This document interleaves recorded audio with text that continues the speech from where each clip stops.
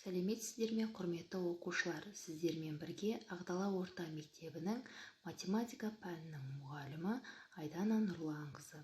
Сіздермен бүгін 6 сыныпқа математика пәнін өтетін боламыз.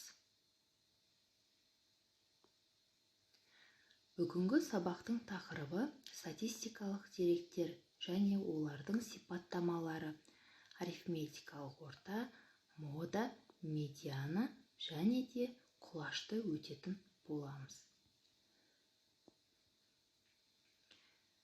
Бүгінгі сабақтың оқу мақсаты бірнеше сандардың арифметикалық ортасы, санды деректердің құлашы, медианасы, модасының анықтамаларын білу және есептеу. Бағалау критерийлері: арифметикалық орта, сандық деректер қатарының құлашы, медианасы, модасы ұғымдарын біледі.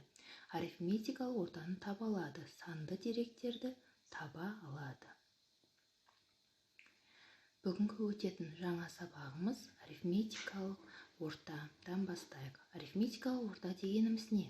Бірнеше санның арифметикалық ортасы деп, сол сандардың қосындысын қосылғыштар санына бөлгенде шығатын бөліндіні айтады.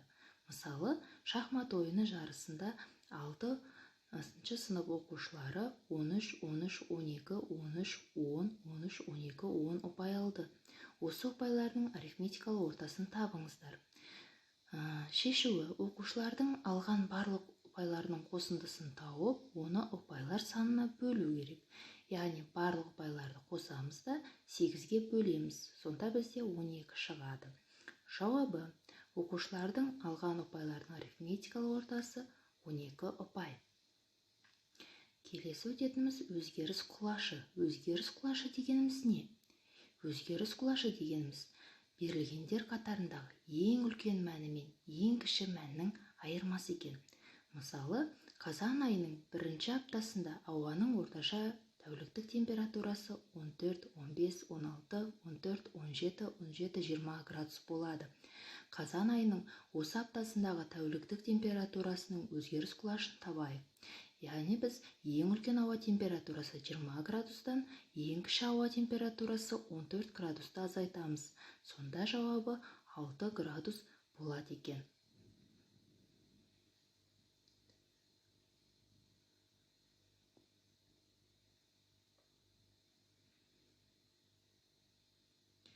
Мода дегеніміз не? Мода деп, оның берілген мәндерінің ішіндегі жиілігі ең көп екен. Қайсы бір жағдайда берілген шаманың модасы болмауы да мүмкін, немесе біреуден артық болуы да мүмкін. Берілген мысалда бізге 6 көйлек берілген. Сол байқап отсаңыздар, 6 көйлектің 3-еуі қызыл түсті. Яғни біздегі мода қызыл түс. Оның саны 3.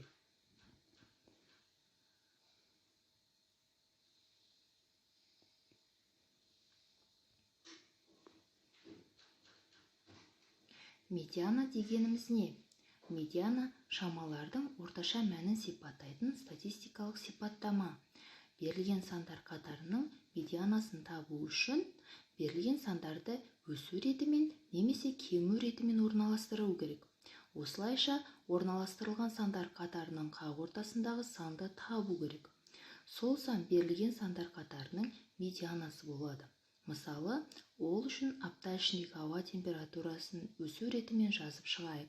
14 градус, 14, 15, 16, 17, 17, 20.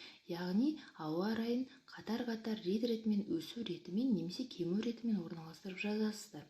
Осы сандардың орналасуында дәл ортасында орналасқан санның медианасы болады. Яғни 16 саны санның медианасы. Енді осы өткеніміз бойынша сіздерге берілетін тапсырмалар. Бірінші тапсырма: сандардың арифметикалық ортасын табыңыздар. 5 пен 3-тің, 3 пен 10-ның, 30 пен 50-дің, 0,6 мен 0,4-тің. Сандардың ішінен мода санды табыңыздар. Яғни 5, 5, 4, 5, 4, 4, 5, 5, 5, 3, 3. Өзгеріс құлашын табыңыздар.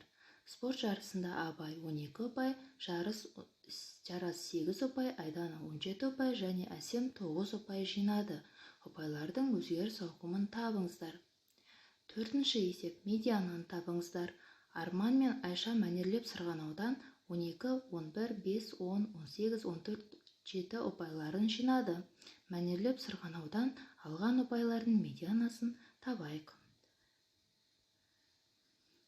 5-ші есеп. Базарда 7 сатушы қызанақтар сатады және 1 килограмм үшін бағалары теңге есебімен сәйкесінше 63, 60, 29, 64, 65, 64, 63. Базардағы қызанақтардың 1 килограммның орташа бағасы қандай?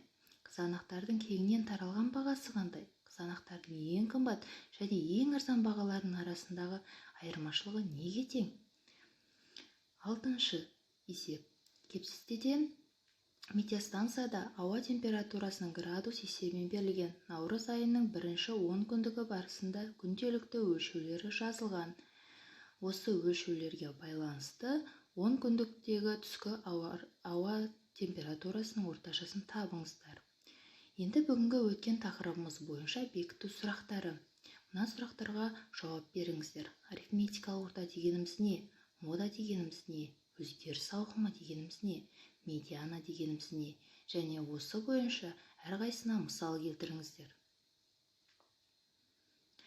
Үйге тапсырма. Сіздерге үйге шығармашылық тапсырма беремін.